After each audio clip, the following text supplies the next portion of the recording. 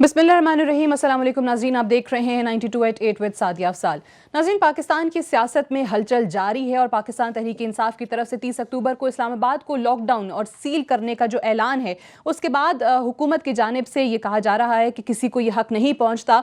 तमाम लोगों की जानिब से इस फैसले पर तनकीद की जा रही है। पॉलिटिकल पार्टीज़ का अगर जिक्र करें तो पाकिस्तान पीपल्स पार्टी ने भी ऐसा ही कुछ कहा है, जमीयत उलमा इस्लाम की तरफ से भी यही कुछ कहा गया है। वो छोटे छोटे आपको शॉर्ट्स भी सुनाते हैं, क्लिप्स भी दिखाते हैं कि क्या कहा गया। लेकिन पहले इमरान खान साहब ने क्या कहा था, ये एहतजाज, ये धरना क्यों कर रहे हैं, कब कर रहे हैं, उनका ऐलान क्या था, वो भी आपको दिखाते हैं। हम अब जब जाएंगे इस्लामाबाद, हम इस्लामाबाद को बंद करने जाएंगे। मैं खुद आपको लीड करूंगा, लेकिन जो भी हो गया मैं इस डाकू के नीचे पाकिस्तान को तबाह होते नहीं देखूंगा। और इसी पर हुकूमत के इत्तेहादी जमीयत उलमा इस्लाम फजलुर रहमान के सरबरा फजलुर रहमान साहब ने क्या कहा, वो भी सुन लीजिए। ये लोग अब फिद्दियां हैं, क्या फिद्दी का शौक है। कोई इतनी बड़ी कुंजी किसी के पास है जो इस्लामाबाद को बंद कर सके? ताला है कोई इस तरह? क्या इतनी बड़ी कुंजी किसी के पास है, ताला है कि इस्लामाबाद को बंद कर सकें? वज़ीर आज़म साहब भी अभी बात कर चुके हैं कि जो लोग एहतजाज की और धरनों की बात कर रहे हैं उन्हें एक बार फिर से नाकामी होगी। 2014 में भी नाकामी का मुंह देखा पाकिस्तान तहरीक इंसाफ ने और इस बार भी ऐसा ही होगा, ये कहना है वज़ीर आज़म नवाज शरीफ साहब का। लेकिन स्पीकर कौमी असम्बली ने भी इसी हवाले से इमरान खान साहब को और उनके इस एहतजाज के ऐलान को लेकर क्या कहा, वो भी सुनिए। जी, इस्लामाबाद इंशाअल्लाह बंद नहीं होगा, इस्लामाबाद खुला रहेगा, इस्लामाबाद भी खुला रहेगा। और जो सरमायाकारी आ रही है, चीन की हो या किसी और मुल्क की हो, उसको भगाने की जो साजिश की जा रही है, इंशाअल्लाह वो नाकाम होगी। मैं उनको कोई मशवरा नहीं दूंगा। वो बालिग हैं, बड़े हैं, बच्चे नहीं हैं, उनको खुद पता है कि उन्हें क्या करना चाहिए। इमरान खान साहब ये कहते हैं कि हमारा इस तहरीक और एहतजाज का मकसद जो है वो इदारों पर प्रेशर बिल्ड करना है, दबाव डालना है, क्योंकि एहतसाब के हवाले से कोई वाज़े काम नहीं कर रहे हमारे इदारे। और इन्हीं इदारों को लेकर एक इदारा इलेक्शन कमीशन ऑफ पाकिस्तान है जिसमें ऑलरेडी बहुत सारे रेफरेंसेस जा चुके हैं, जहांगीर तरीन के खिलाफ, इमरान खान के खिलाफ, वज़ीर आज़म नवाज शरीफ के खिलाफ। और कल हमने देखा इलेक्शन कमीशन ऑफ पाकिस्तान में जिस तरीके से वकला ने दरखास्तें जमा कराई और किसी ने वक्त मांगा और तो किसी ने ये कहा कि हमारे खिलाफ ये जो रेफरेंस है इसको खारिज कर देना चाहिए। वहीं पर दानियाल अजीज साहब भी मौजूद थे और पाकिस्तान तहरीक इंसाफ के फॉरेन फंडिंग के मामले को लेकर और जो रेफरेंसेस इमरान खान और जहांगीर तरीन के खिलाफ दायर किए गए हैं उस हवाले से क्या कह रहे थे, वो भी सुनते हैं। कुछ कर दिखाएं खान साहब। सिर्फ 4 बच्चों को सड़क पे लाकर अफसरों को, महकमों को, अदारों को लान तान करनी, एक बुरी जुबान इस्तेमाल करनी, ये शेवा है तुम्हारा? आपके खुद यहाँ पर फॉरेन फंडिंग का केस चल रहा है 2 साल से। होश के नाखून खाओ, पता करवाओ कि तुम क्या अदालों की पासदारी कर रहे हो। ये आपका पोल खुल चुका है, वो इबाम नहीं रहा अब अवाम को। अवाम आपको पहचान चुकी है कि आप कलाबाजी खान हैं, आप यू टर्न के मास्टर हैं। अपने गिराबान में झांकें और ये जो 30 तारीख वाले ढकोसले आप दे रहे हैं, जिस बलबोते पे आप ये सारा कर रही हैं, झूठ पे मुबनी है। दानियाल अजीज साहब ने तनकीद तो की, लेकिन एक जुमला जो उनका है कि आपके खुद के खिलाफ, आपकी जमात के खिलाफ फॉरेन फंडिंग का केस चल रहा है पिछले 2 साल से, ये खुद मुंह बोलता सबूत है, खुद एतराफ़ है उनकी ज़बान से इस चीज़ का कि हमारे यहाँ अव्वल तो इदारे फैसले करते नहीं हैं, समातें होती नहीं हैं, केसेस चलते नहीं हैं, और अगर होते हैं तो उनमें कितनी ताख़ीर आती है कि 2 साल से एक मामला इस इदारे के अंदर पड़ा हुआ है। और अभी जो नाहली के रेफरेंसेस दायर किए गए हैं उनकी भी अगली जो तारीख है वो 2 नवंबर की दी गई है। इसी हवाले से, इन तमाम चीज़ों के हवाले से और ख़ासकर ये जो मकसद हासिल करना चाहते हैं एहतजाज से पाकिस्तान तहरीक इंसाफ, इमरान खान साहब जो बयान कर रहे हैं, क्या वाकई वो मुमकिन हो पाएगा? और पैट के हवाले से भी ताहिरुल कादरी साहब जो हैं जहांगीर तरीन से भी नहीं मिले, चौधरी सरवर साहब से भी नहीं मिले, क्योंकि हुकूमत की जानिब से बारहा ये कहा गया था कि यहाँ इस धरने के लिए इमरान खान को कादरी साहब के वर्कर्स, उनके जो सपोर्टर्स हैं, शायद उनकी ज़रूरत होगी, तो इसीलिए कोई लंदन प्लान तैयार किया जा रहा है। लेकिन अब वो भी बनने से पहले ही शायद नाकाम हो गया। इन तमाम चीज़ों के हवाले से बात करेंगे। इस्लामाबाद स्टूडियोज़ में मुझे defence and political analyst general Ejaz Awan साहब ज्वाइन कर रहे हैं। बहुत बहुत शुक्रिया आपकी तशरीफ़ आवरी का। हमारे साथ कराची में डॉक्टर कयूम सुमरो साहब मौजूद हैं, adviser to the CM Sindh हैं, पाकिस्तान पीपल्स पार्टी के रहनुमा हैं। बहुत शुक्रिया डॉक्टर साहब आपकी तशरीफ़ आवरी का। वलीद इकबाल साहब हमें ज्वाइन कर रहे हैं पाकिस्तान तहरीक इंसाफ की जानिब से लाहौर स्टूडियो में। मिफ्ता इस्माइल साहब भी हमें ज्वाइन करेंगे पाकिस्तान मुस्लिम लीग नवाज़ की तरफ से, मिनिस्टर ऑफ स्टेट हैं, चेयरमैन हैं बोर्ड ऑफ इन्वेस्टमेंट के। अस्सलाम वालेकुम, आपको भी खुशामदीद कहते हैं हम प्रोग्राम में। जनरल साहब, आपसे आगाज़ करते हैं।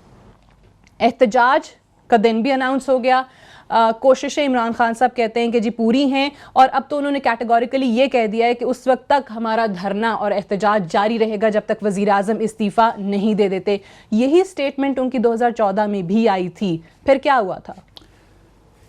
देखिए, ये इशू जो एक तो उनका है प्रिंसिपल स्टैंड जो उन्होंने लिया हुआ है, और वो इस मुल्क के जो मोतसब हैं या अदारे एहतसाब करने वाले हैं चारों, उनकी तरफ से नाउमीद होकर वो पब्लिक की तरफ गए हैं, अपने वोटर्स की तरफ, अपने फॉलोअर्स की तरफ गए हैं, क्योंकि उन्हें कहीं से इंसाफ नहीं मिला। जो हम देखते आ रहे हैं, उन्होंने एक बात कही कि प्राइम मिनिस्टर अपने आप को और अपनी फैमिली को इस एहतसाब के लिए पेश करें, और उनके अपने डॉक्यूमेंट्स में उन्होंने बल्कि पेश कर भी दिया, उन्होंने तो ऐलान खुद ही वज़ीर आज़म खुद कहा था कि मेरे से शुरू करें एहतसाब। और फिर मरीम नवाज को इट इज़ डॉक्यूमेंटेड कि उन्होंने अपनी डिपेंडेंट बेटी शो किया हुआ है, इस जो उन्होंने इन इलेक्शन से पहले असासे दाखिल कराए। तो अगर वो डिपेंडेंट है तो बिलियंस की जायदाद, अरबों रुपए की जायदाद की वो मालिक कैसी है डिपेंडेंट, जो अभी तक डिपेंडेंट है उनसे।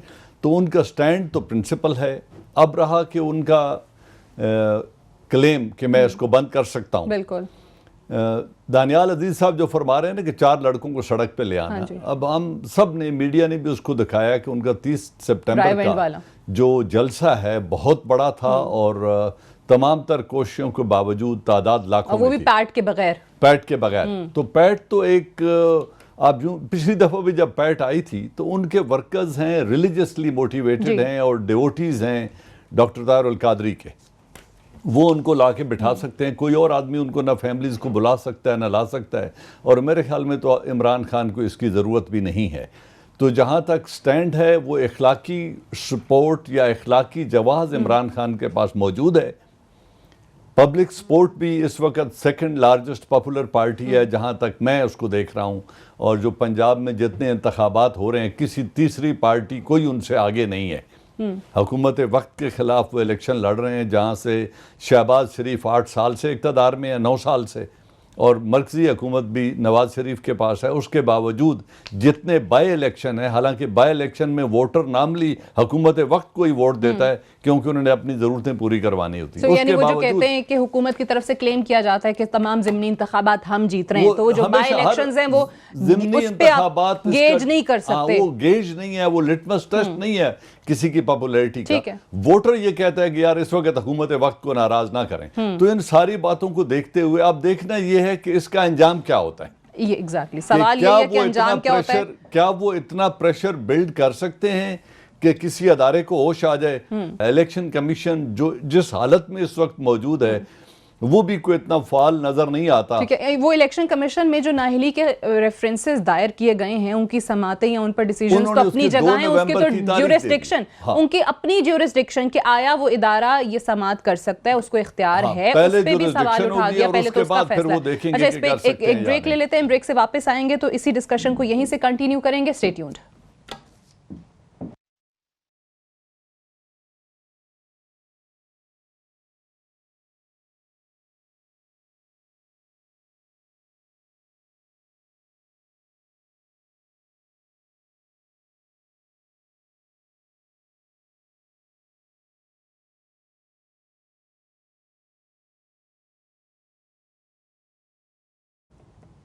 जी वेलकम बैक। प्रोग्राम में एक बार फिर से खुशामदीद। मिफ्ता इस्माइल साहब, मैं आपकी जानिब आना चाहूँगी।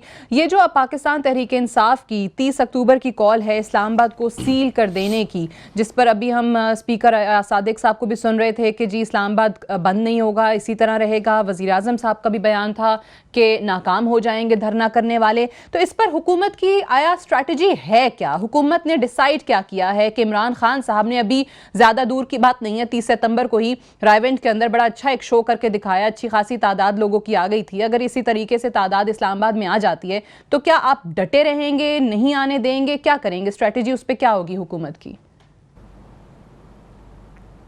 देखिए, हम तो गुज़िश्ता 3.25 साल से जब से हुकूमत में आए, हमें तो काम नहीं करने दिया खुल के।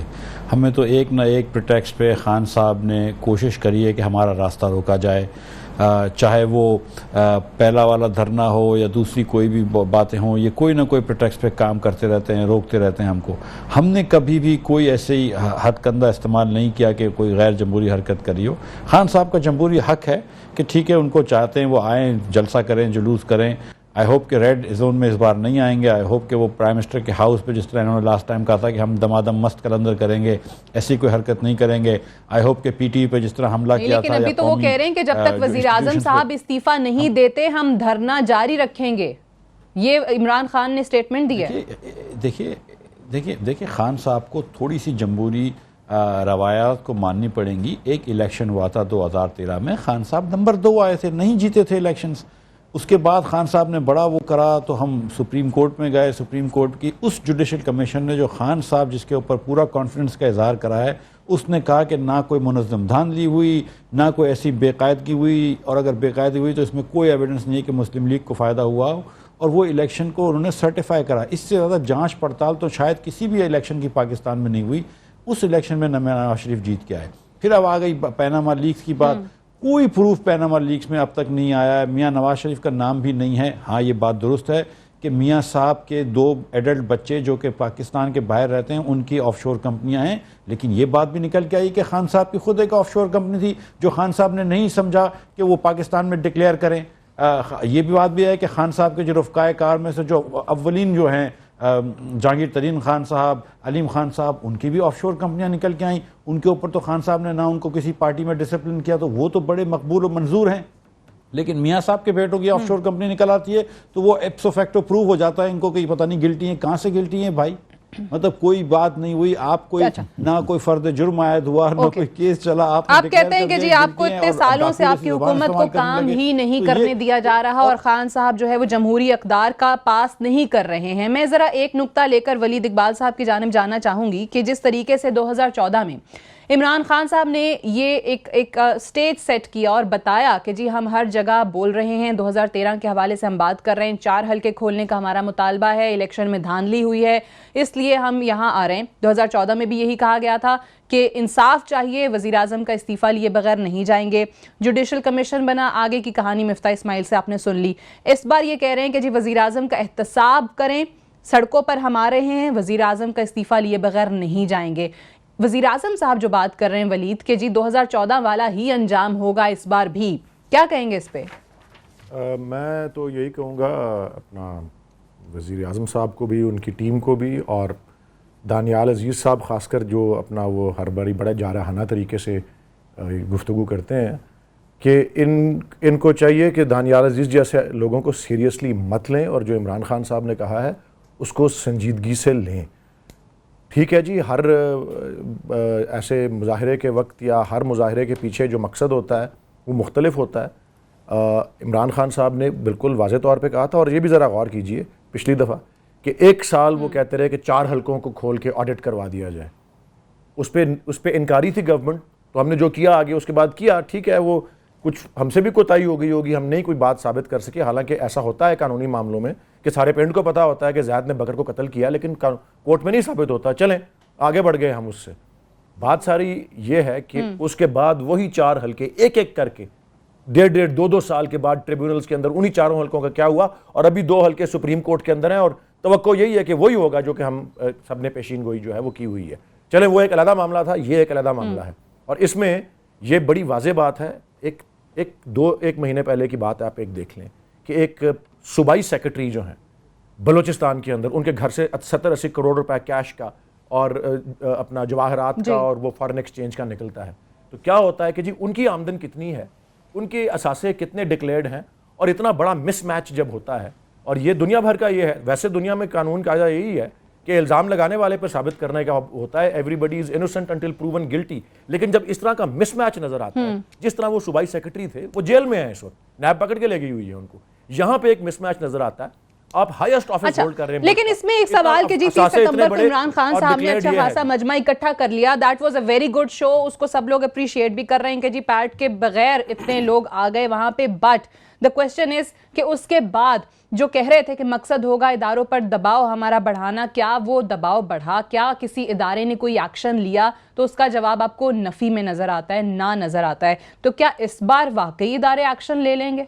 देखें, अभी 30 सितंबर को अभी कितने दिन हुए हैं? अभी 10 दिन हुए हैं या 9 दिन हुए हैं, और अभी तो छुट्टियां भी कुछ आ गई हैं, अपना तातीलात हैं।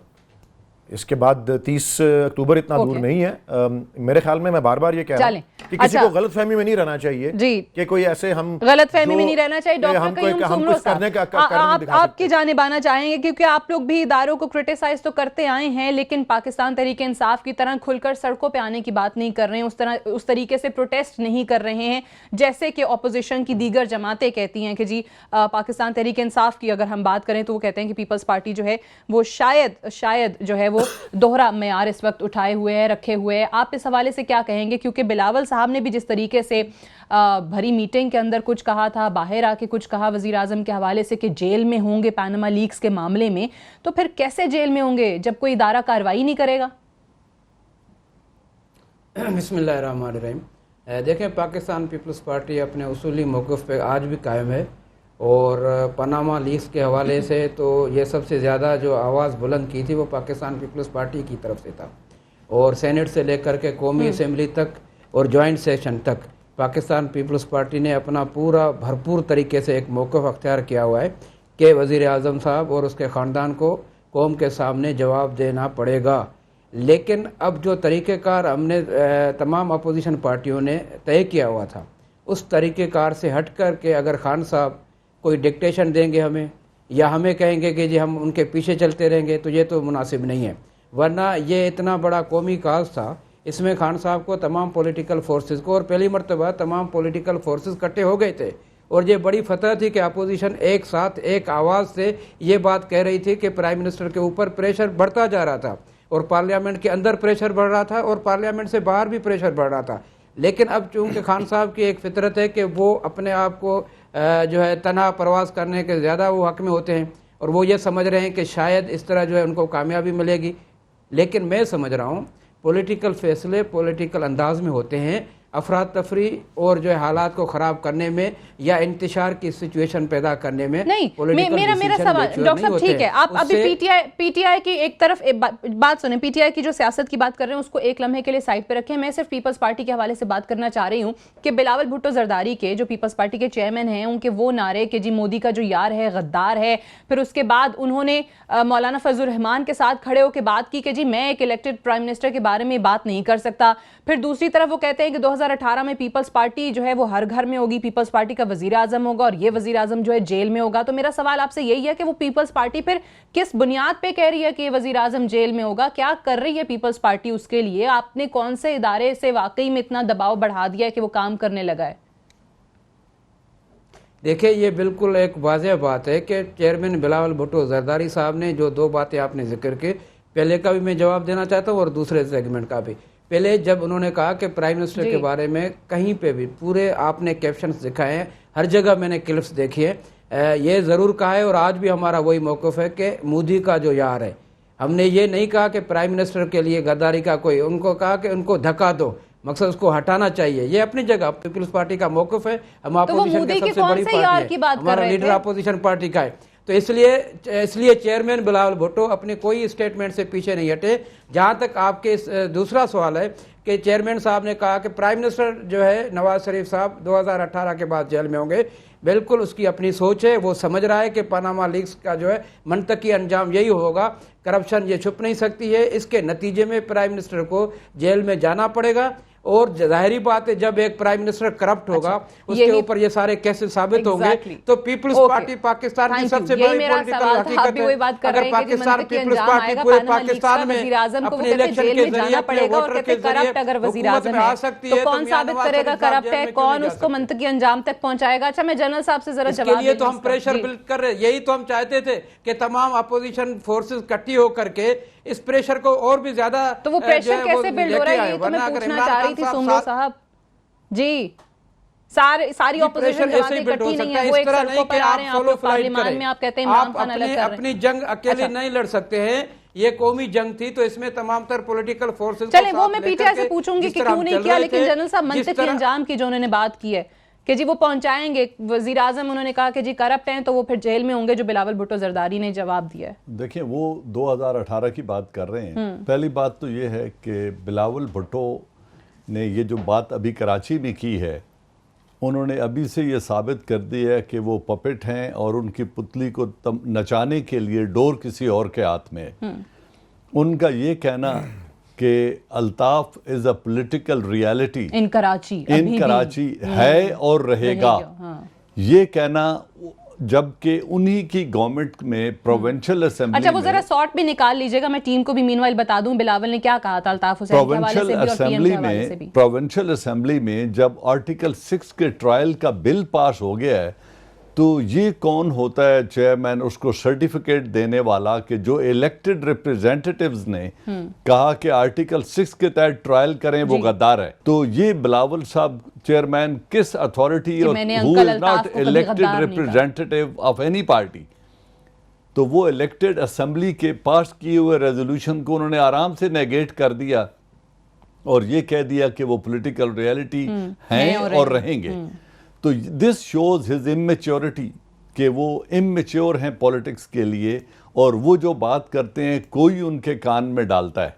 अब रही ये बात कि 2018 वो जेल में होंगे, अगर आपको अभी से नज़र आ रहा है कि वो करप्ट हैं, ये केसेस दुरुस्त हैं, तो आप क्यों नहीं अपने लीडर को एतजाज़ अहसन को आज़ाद कर देते कि वो जाएं और हिस्सा बने उस तहरीक का जिसका पहले उन्होंने खुद आगाज किया है कि जी हम साथ जाएंगे, और TOR की बनाने में उनका एक बुनियादी किरदार था। तमाम अपोजिशन इकट्ठी थी। कायरा साहब, लतीफ खोसा साहब जो बहुत ज्यादा वोकल नजर आ रहे थे इस मामले में, वो सब खामोश हो गए। वो सब खामोश हो गए क्योंकि मुझे सिर्फ एक स्टेटमेंट शहबाज शरीफ की याद आ रही है, जो उन्होंने इलेक्शनों में कहा, उससे वो वापस चले गए कि जी हमने पेट फाड़ने की और उल्टा लटकाने की बात सिर्फ इलेक्शनरिंग के लिए की थी। अभी उन्होंने एक स्टेटमेंट दी थी और आपके पास वो शॉर्ट होगा जिसमें उन्होंने कहा था कि बेटा तुम्हारे बाप के करप्शन के स्कैंडल इतने ज्यादा हैं। तो यानी ये वजह है। ब्रेक से वापस आएंगे तो वो शॉर्ट भी आपको सुनाएंगे और डिस्कशन को भी यहीं से जारी रखेंगे।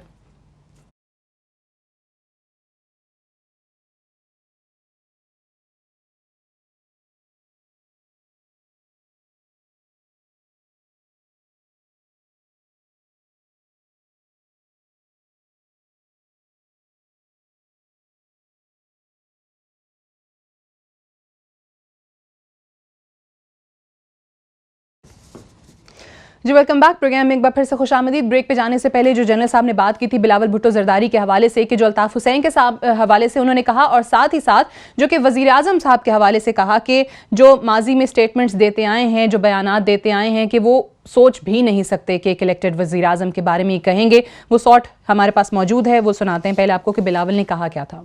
मैंने कभी भी नहीं, मेरा पूरा जिंदगी में मैंने कभी भी नहीं अंकल अल्ताफ को गद्दार कहा।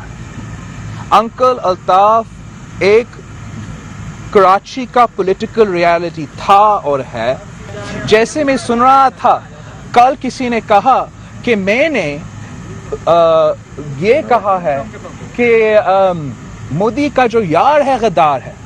मैं कभी भी नहीं सोच भी सकता हूं कि मैं इस मुल्क का इलेक्टेड वजीर आजम को गद्दार का अल्फाज उसके लिए यूज करूं। मैं शहीद मोहतरमा बेनजीर भुट्टो का बेटा हूं, मैं ये कैसे कर सकता? मैंने कहा था कि मोदी का यार को एक धक्का और दो। अच्छा जी, बिलावल भुट्टो जरदारी साहब ये कहते हैं कि अल्ताफ हुसैन जो हैं वो कराची की पॉलिटिकल रियलिटी थे और हैं, और ये उन साहब के बारे में बात कर रहे हैं कि जिनको उनकी अपनी जमात, अब उनके अपने लोग जो हैं वो छोड़ चुके हैं। आपकी पार्लियामान में ये बात की जाती है, आपके पार्लियामेंटेरियंस ये कहते हैं कि आर्टिकल 6 के तहत इन पर मुकदमा दर्ज होना चाहिए और ये गद्दार वतन है। क्योंकि बात हुई है बिलावल के हवाले से, तो डॉक्टर सुमरो साहब मैं आपकी जानिब आना चाहूँगी कि ये फिर क्या है, वो मोदी के यार किसको कह रहे हैं, किसकी बात कर रहे हैं कि वो सोच भी नहीं सकते कि मुंतखब वज़ीर आज़म के हवाले से। तो वो जो PTI कहती है फिर डबल स्टैंडर्ड्स की बात करती है पीपल्स पार्टी की, और जो जनरल साहब ने कहा कि उनकी डोरियां कहीं से हिलाई गई और खामोश करा दिया गया बिलावल को, तो इसमें हकीकत नजर आती है। फिर नहीं, देखिए मैं यही बात कह रहा था कि बिलावल भुट्टो जरदारी साहब को कोई फीड नहीं करता, वो पार्टी के चेयरमैन है और जो बात वो कर रहे हैं उसमें उन्होंने कोई दूसरी बात नहीं की। उन्होंने ये कहा, खुद वजाहत की कि मैंने कभी प्राइम मिनिस्टर के लिए गद्दार का लफ्ज़ मैंने नहीं इस्तेमाल किया। मैंने यहाँ तक तो कहा था कि मोदी का जो यार है उसको धक्का दो। ये हम पॉलिटिकल लोग हैं, हमारा तो स्टांस है। हम तो कश्मीर के इशू के हवाले से और गवर्नमेंट की पॉलिसी को सबसे ज़्यादा हमने क्रिटिसाइज किया है कि इंडिया के साथ उनके मामला जो बने हुए हैं, हम तो समझ रहे हैं कि वो फेल्यूर है गवर्नमेंट, खारजा सतह पे खारजा पॉलिसी उनकी नाकाम हो चुकी है। तो हमारा तो ये स्टांस। चलिए ये बताइए, जो जनरल साहब भी कह रहे थे, खोसा साहब, एतजाज एहसन साहब, कायरा साहब, तमाम लोग जो बहुत ज्यादा एहतसाब की बात कर रहे थे, वो खामोश क्यों हो गए या करा दिए गए? कोई खामोश नहीं है। जनरल साहब को मैं बता रहा हूँ, कोई खामोश नहीं है। आज भी कायरा साहब उसी अंदाज में बोल रहा है, आज भी एतजाज एहसन साहब उसी अंदाज में बोल रहा है। लेकिन अब खान साहब ने जो एक जदोजहद इकट्ठी चल रही थी, उससे हट करके अगर दूसरे प्लेटफॉर्म पे आ गए तो क्या हम उसके साथ इस तरह तो नहीं कर सकते हैं ना? तो वलीद, अंदाजा अच्छा, है कि मुझे इसका इजाजत नतीजा है, ये हो सकता है कि ये डेमोक्रेटिक सिस्टम कहीं चला न जाए हमारे यहाँ से। शिकायत फिर वहीं पर आके थमती है कि जी अकेले सारा कुछ करने चले। खान साहब, मुशावरत से नहीं किया गया, ऑब्वियसली और यही बात जो है, एक मुनज़्ज़म अंदाज में साथ लेके जाना पड़ता है। जमातें इकट्ठे होकर कर सकती थी इस तहरीक के हवाले से, आप लोगों ने वो मौका बाकी ऑपोजिशन पार्टीज को नहीं दिया। देखें जी, हम अभी भी कह रहे हैं कि अपोजिशन पार्टीज़ जो हैं अगर हमारे साथ इस मुहिम में, इस जदोजहद में शरीक होना चाहती हैं, दे आर मोस्ट वेलकम। लेकिन अगर वो नहीं आना चाहती तो हम अकेले काफ़ी हैं। इस वक्त जनरल साहब बिल्कुल ठीक फरमा रहे हैं और उनके अल्फाज एग्जैक्ट तो ये नहीं है, लेकिन मैं उनको इस तरह से समराइज़ करूँगा और मैं ख़ुद भी ये दावा कर रहा हूँ कि इस वक्त अगर मियाँ नवाज शरीफ पर और वफाकी हुकूमत पर, सूबाई हुकूमत पर कोई प्रेशर है तो वो सिर्फ़ और सिर्फ PTI का है। और हमारी तरफ से जो हमने कॉल दी हुई है और हमें बड़ी तसल्ली हुई है, अड्डा प्लॉट वाली जो हमारी टर्नआउट था और लोगों का वहाँ आना था। लोग जब आते हैं वो दो चीज़ों के लिए आते हैं, एक पॉपुलर लीडर को सुनने और देखने के लिए, और दूसरा एक कॉज को सपोर्ट करने के लिए, एक मकसद के हक में खड़े होने के लिए। और बहुत उन्होंने, अल्लाह ताला ने सुरखरू किया है हमको, और उन्होंने अपनी जो है ये दिखाई है, हौसला अफजाई जिसे कहते हैं, और एक एतमाद का वोट जो है इस स्टैंड को दिया है, जिस तरह जनरल साहब ने भी कहा है। और ये कोई छोटी मोटी बात नहीं है। और ये ख्वाजा आसिफ ने असेंबली के फ्लोर पे कहा था वज़ीर आज़म को कि जी ये थोड़ी देर चलने दे, ये लोग भूल जाएंगे इसके बारे में।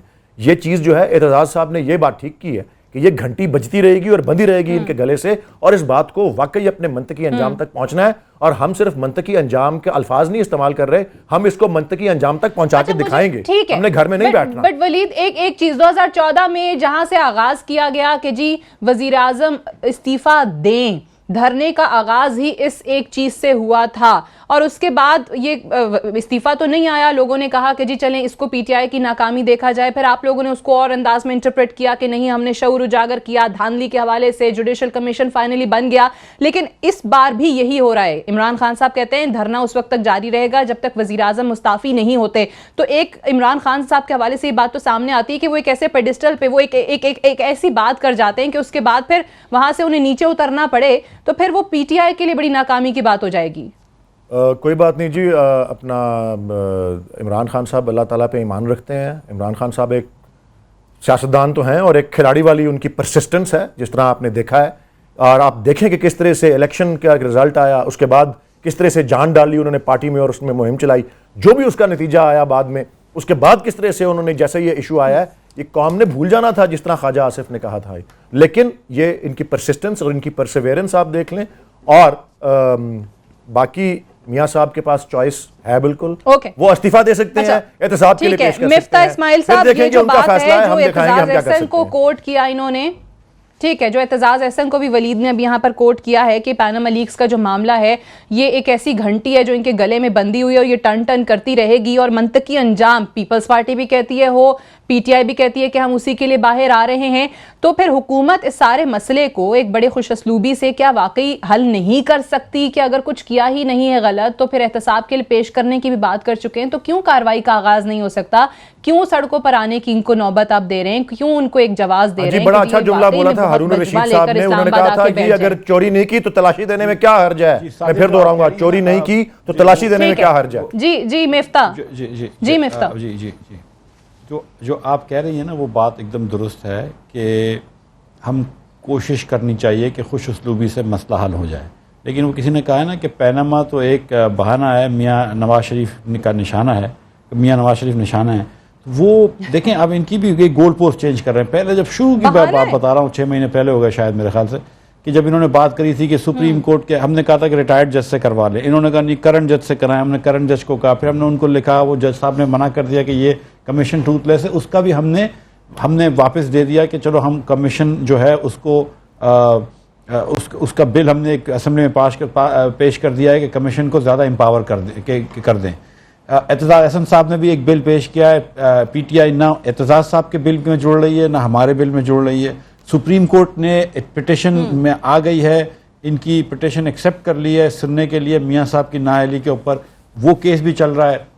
तो ये सुप्रीम कोर्ट का भी इंतज़ार नहीं कर रहे, वो असेंबली से भी लेजिस्लेशन की बात नहीं कर रहे, ना हमारे साथ वो TOR बनाने के लिए बैठने के लिए तैयार हैं ताकि सुप्रीम कोर्ट का एक कमीशन बन जाए इसके ऊपर, जो कि तो बेस्ट मामला का तरीका का हल है कि कमीशन बन जाए।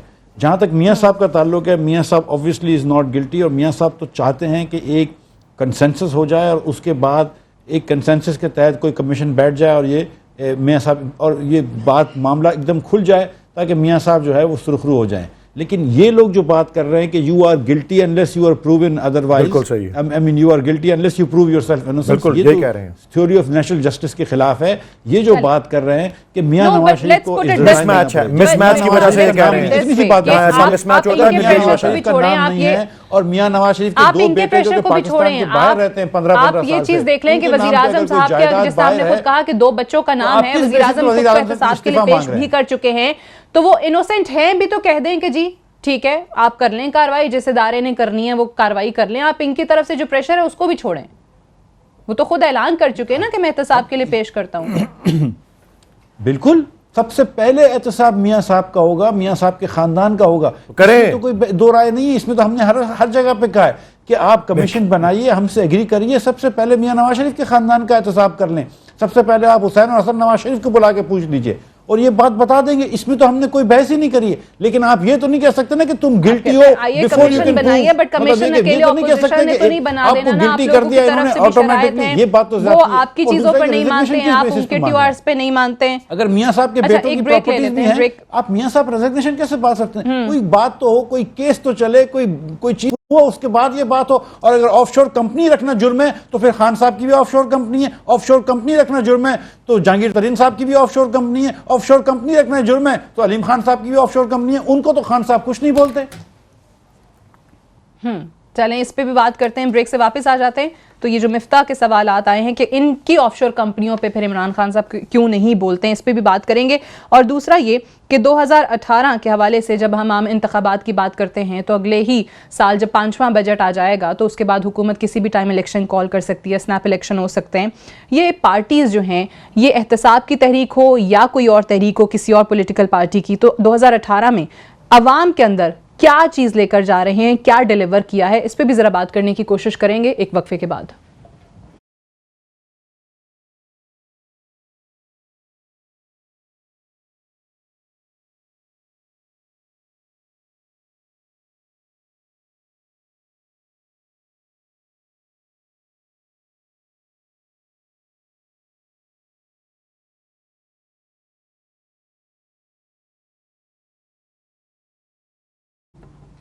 जी वेलकम बैक। प्रोग्राम में एक बार फिर से खुशामदीद। ब्रेक पे जाने से पहले जो TORs के हवाले से बात हो रही थी कि जी कमीशन बना दिया जाए, जनरल साहब ने ब्रेक में इस पर एक बड़ी अच्छी बात की थी।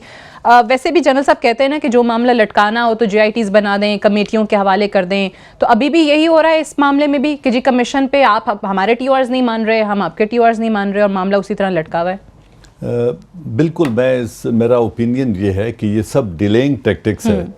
अगर हुकूमत शफाफियत चाहती है अपने कंडक्ट में और अपने किरदार में तो बड़ा आसान है। मैं एक छोटी सी मिसाल आपको मॉडल टाउन की देता हूँ कि मॉडल टाउन में 14 अफराद को कत्ल किया गया जब शहबाज शरीफ वज़ीर आला थे जी।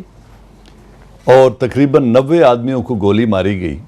अब नवाज शरीफ हुकूमत वक्त का काम है कि ये मैं नहीं कहता कि ये इन्वॉल्व हैं, मैं नहीं कह रहा कि शहबाज शरीफ ने हुक्म दिया, लेकिन मैं सिर्फ इतना कह रहा हूँ कि हाकिम वक्त की ज़िम्मेदारी है ये इस्टेब्लिश करना कि इन 14 अफराद की मौत क्यों वाक़या हुई, किसने इनको गोली मारी है? वो कौन पुलिस अफसर था जिसने अपने इख्तियारात का नाजायज इस्तेमाल किया या एक्सेसिव यूज ऑफ फोर्स किया? तो अब वो उसके लिए कहते हैं जेआईटी मुकर्रर कर दो। भाई जेआईटी मुकर्रर करने का तो तब हो, वो तो उनका तायुन क्या होना है, वो तो पार्ट कहती है ना कि वो जो लोग मुलव्वस थे उनको तो बाहर भिजवा दिया गया, लेकिन उनकी तो पोस्टिंग्स कर दी कहीं ना कहीं। शहबाज शरीफ का ये मॉरल रिस्पॉन्सिबिलिटी है कि उनके दौरे इख्तदार में 14 आदमी कत्ल हुए हैं, तो उन कातलों को ढूंढना और लोगों के सामने पेश करना और कानूनी तौर पे उनका ट्रायल करना कि ये कौन लोग हैं। और जो मिफ्ताह ब्रेक पे जाने से पहले बात कर रहे थे कि इमरान खान साहब के साथ जो लोग हैं या इमरान खान साहब की खुद की ऑफशोर कंपनी है। अभी सुमरो साहब ने बड़ी 2 दफा रिपीट की है ये बात कि सुमरो, ये इनके अपनी बगल में 2 आदमी खड़े हैं, खुद ये हैं जिनकी कंपनी है। तो मेरा पॉइंट ऑफ व्यू ये है कि इमरान खान ना तो अदालत है ना हुकूमत वक्त है। हुकूमत वक्त इल्जाम नहीं लगाती, हुकूमत वक्त मुहासबा करती है, कानून इनके हाथ में है। चोर लेट से अगर उधर खड़े हैं तो चोरों का मुहासबा करना हुकूमत का काम है, एक पॉलिटिकल लीडर का काम नहीं है। तो ये उन चोरों को क्यों मोहलत दे रहे हैं? पकड़ लें इमरान खान समेत उन 2 को भी और ले आए उनको अदालत में कि जी इस अदालत में जवाब दो कि ओवरसीज कंपनियां क्यों हैं। लेकिन जिस दिन ये करेंगे, फिर ये जो 430 अशराफिया के वो नुमाइंदे जिनके बाहर अकाउंट्स हैं बशमूल इनकी औलाद के, फिर सबको उधर खड़ा होना पड़ेगा और जवाब देना पड़ेगा, जिससे ये खुद बचना चाहते हैं। इसलिए सिर्फ इल्जाम तराशी करके हुकूमत भी वही काम कर रही है जो अपोजिशन कर रही है। इस वक्त जो एहतसाब की तहरीक है वो सिर्फ और सिर्फ आप उसमें देख रहे हैं कि पीटीआई जो है वो आगे आ रही है, आप पीपल्स पार्टी को या किसी और जमातों को कुछ मेरा किसी सियासी पार्टी से कोई ताल्लुक नहीं है, लेकिन जो मॉरल स्टैंडिंग और मॉरल पोजीशन इमरान खान की है वो किसी और सियासी पार्टी की ना फजलुर रहमान की है, जो कह रहा था क्या पिदी का शोरबा। और भाई तुम्हारा शोरबा तो हर हुकूमत में शामिल होता है, हर एक में जाके बैठ जाते हो यही शोरबा खाने। और दानियाल अजीज साहब जो फरमा रहे थे कल, वो मुशर्रफ का इसी यकसुई से दिफा कर रहे थे और इन लोगों को गालियां दे रहे थे, और आज वो उधर दिफा कर रहे हैं और फिर इनको गालियां दे रहे हैं। सुमरो साहब से एक सवाल, क्योंकि आपने कहा कि इमरान खान साहब जो हैं वो खुद से फैसले ले लेते हैं और फिर उन्होंने जो एक मुफाहमत की फिजा थी अपोजिशन पार्टीज की जो यकजहती थी उसको बरकरार नहीं रखा, और इस तरह से एजिटेशन वगैरह के हक में हम नहीं है जो इमरान खान साहब करना चाह रहे हैं कि जी इस्लामाबाद बंद कर दो, सील कर दो उसको। तो अगर वाकई में पीपल्स पार्टी एजिटेशन के हक में नहीं है, then what was PPP doing in 1993 against PMLN? क्या कर रहे थे उस वक्त पीएमएलएन के खिलाफ 93 में? आप लोगों ने क्या किया था? देखे, हमने ये कब नहीं कहा कि हम बाहर जाकर के जो है अपना एहतजाज जारी नहीं रख सकते। हमने सिर्फ खान साहब से ये कहा कि जब भी आप मशवरा करें तो तमाम पॉलिटिकल फोर्सेस को साथ लेकर चलें। अब खान साहब की अगर एक सोच है जिसकी वजह से आज न सिर्फ पाकिस्तान पीपल्स पार्टी बल्कि उनके अपने एलाए जो शुरू से उनके गवर्नमेंट में है, जमात इस्लामी आज कहाँ खड़ी है, उसके बाद जो है अपना अल्लामा ताहिर अल कादरी साहब कहाँ खड़े हैं। देखिए, आप ये चीज़ वो क्यों नहीं रियलाइज़ कर रहे हैं कि ये पॉलिटिकल जंग है, ये कोई हमें जाकर के इस्लामाबाद को फतह करना न करना। पहले भी तो ये 4 महीने का धरना आपके सामने है, तो क्या नतीजा निकला?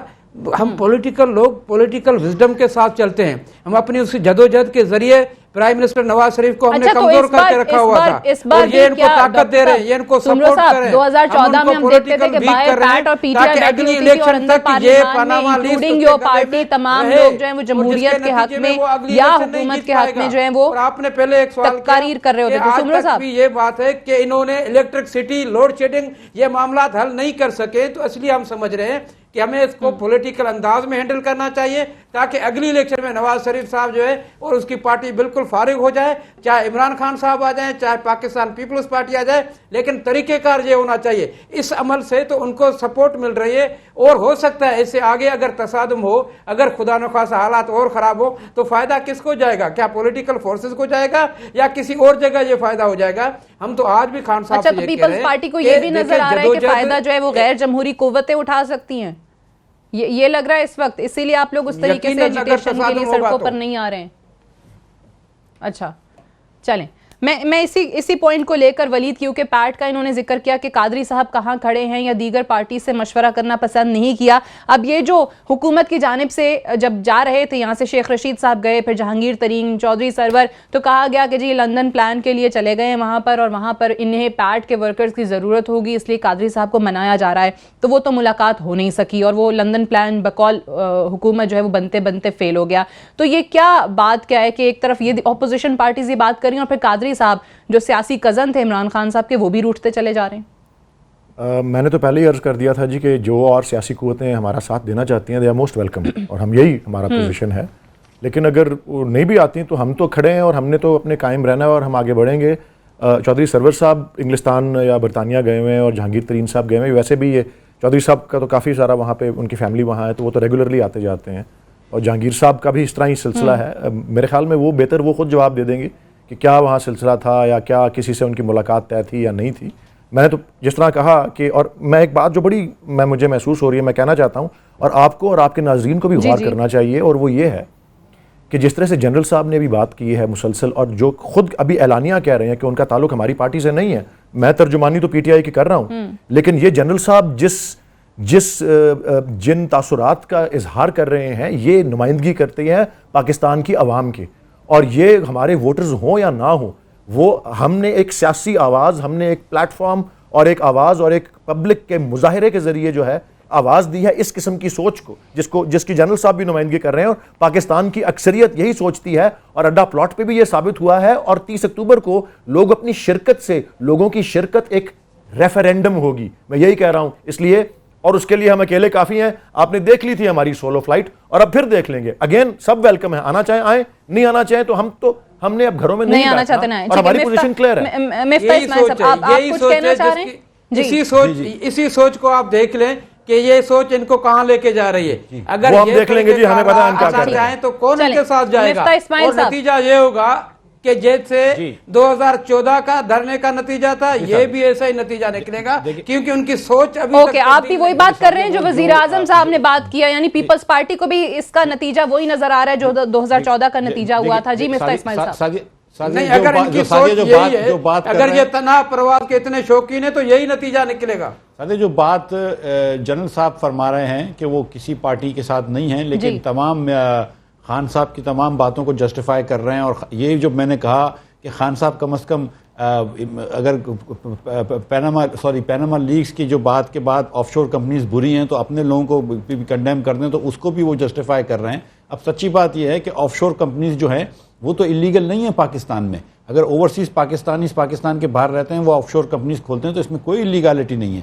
पाकिस्तानी भी अगर पाकिस्तान के बाहर एसेट रखें तो वो भी बिल्कुल पाकिस्तान में लीगल है। आप पाकिस्तान के बाहर पैसे ले जा सकते हैं फॉरेन एक्सचेंज, इसमें कोई तो ऑफशोर कंपनी होना by itself does not mean कि किसी ने इलीगैलिटी करी है। तो इसलिए हम ये नहीं कह रहे कि जहांगीर तरीन खान साहब खुदा ना खास्ता इन्होंने कोई इलीगैलिटी करी है, बट जनरल साहब कह रहे हैं कि फिर डिक्लेयर करें। लेकिन अगर इमरान खान साहब ये कहते हैं कि पैनामा लीक्स के अंदर के बाद उन्होंने कहा था कि ऑफशोर कंपनी है तो वो आदमी छुपा रहा है और गलत है, अगर इतनी ऑफशोर कंपनी को बुरा भला कह रहे थे तो उस वक्त तो मॉरली ऑब्लिगेटेड था ना इमरान खान कि वो कहते कि यार मेरी भी ऑफशोर कंपनी थी जो मैंने कहीं पर डिक्लेयर नहीं करी। 1997 के अंदर इलेक्शन लड़े, मैंने डिक्लेयर नहीं करी। 2002 में इलेक्शन लड़े, मैंने डिक्लेयर नहीं करी। 2008 में मैंने गोशवारे जमा कराए लेकिन मैं डिक्लेयर नहीं करी। खान साहब ने ये तो नहीं फरमाया। खान साहब ने अगर कहा कि ऑफशोर कंपनी बुरी है तो फिर खान साहब को ये कहना चाहिए कि हाँ, अगर नवाज शरीफ के बच्चों की ऑफशोर कंपनियां बुरी हैं तो जहांगीर तरीन की भी ऑफशोर कंपनियां बुरी हैं। ये नहीं हो सकता। उसके बाद बहामास लीक्स सामने आती हैं तो फौरन से पहले जो है वो एक्शन का बोल देते हैं इसहाक डार साहब। पैनामा लीक्स का मामला जो है वहीं का वहीं लटका रह जाता है। देखिए, हम हर ऑफशोर कंपनी की कोई भी चीज़ होगी उस पे हम बात करने के लिए तैयार हैं, उसके ऊपर इन्वेस्टिगेशन करना तैयार है। लेकिन मैं आपको ये उसके साथ कह सकता हूँ, वसूख के साथ, कि पाकिस्तान के बाहर किसी पाकिस्तानी की अगर एसेट्स हों तो वो इलीगल नहीं है। Pakistani are allowed to hold assets outside of Pakistan, इसमें तो कोई दो राय नहीं है। ठीक है, वक्त की किल्लत आड़े आ रही है। I have to close it here, I have to wind up. शुक्रिया मिफ्ता इस्माइल साहब, डॉक्टर कयूम सुमरो साहब, जनरल एजाज अवान साहब का, वलीद इकबाल साहब का। That's all for tonight. Thank you for watching. I will see you tomorrow इंशाल्लाह। खुदा हाफिज़।